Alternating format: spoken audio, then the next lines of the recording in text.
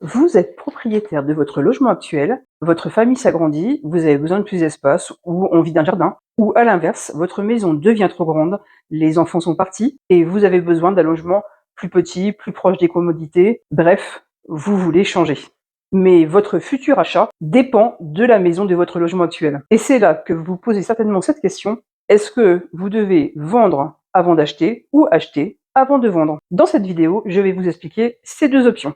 Je suis Maude Perjean, conseiller en immobilier à Shell depuis 11 ans et encore cette semaine, j'ai accompagné des clients à répondre à cette problématique. Alors, la première option qui s'offre à vous, acheter avant de vendre. Ça, c'est le pré-relais.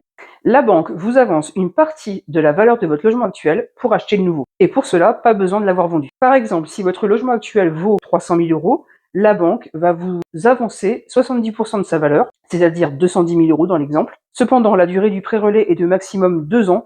Vous avez 2 ans pour trouver un acheteur pour votre logement actuel. Les avantages du pré-relais, vous pouvez acheter rapidement et vous ne loupez pas un coup de cœur. Attention, il y a quand même des petits inconvénients. Vous pouvez avoir la pression pour vendre, le coût financier est un peu plus élevé.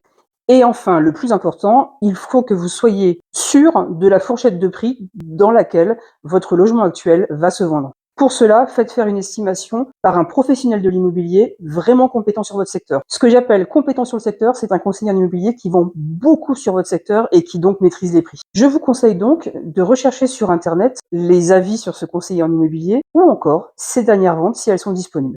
La deuxième option qui s'offre à vous, c'est de vendre avant d'acheter. C'est la vente concomitante ou encore appelée vente en chaîne, vente en cascade, c'est la même chose.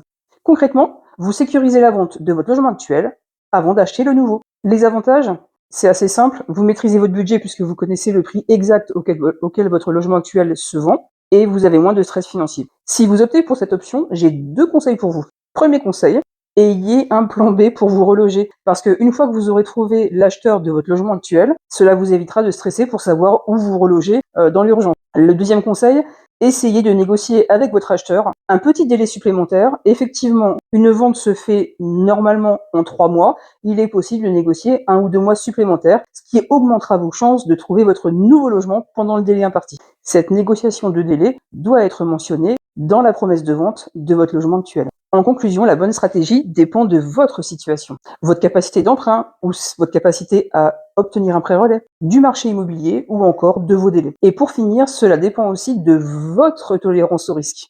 Et ça, c'est très personnel. Faites-vous accompagner correctement. Pour le montage financier par votre banque, et mon conseil est de doubler par l'intervention d'un courtier en prêt immobilier.